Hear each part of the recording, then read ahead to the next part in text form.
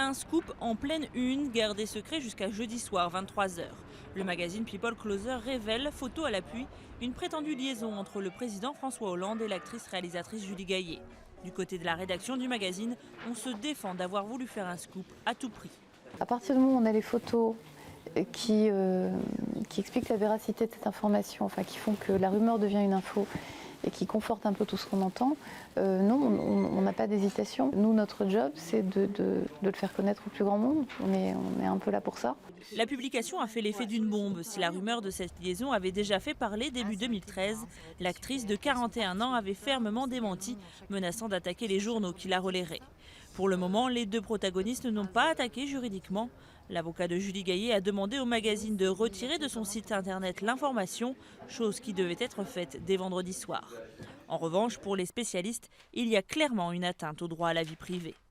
Si Madame Gaillet attaque, elle gagne, parce que c'est une atteinte véritablement insupportable, d'autant que la loyauté de la preuve des faits, ou plutôt la loyauté des moyens pour montrer au lecteur ce que M. Hollande fait de ses nuits, est tout à fait critiquable.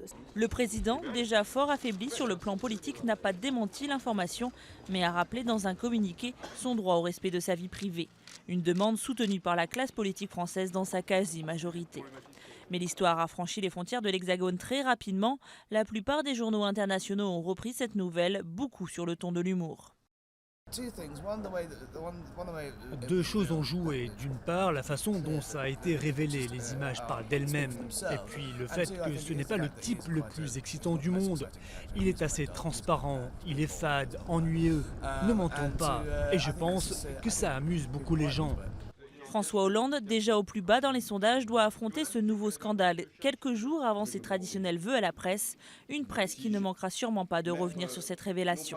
C'est d'ailleurs lors de cette même cérémonie des vœux que le 8 janvier 2008, Nicolas Sarkozy, interrogé sur sa liaison avec Carla Bruni, avait confirmé d'une formule devenue célèbre. Et puis vous l'avez compris, c'est du sérieux.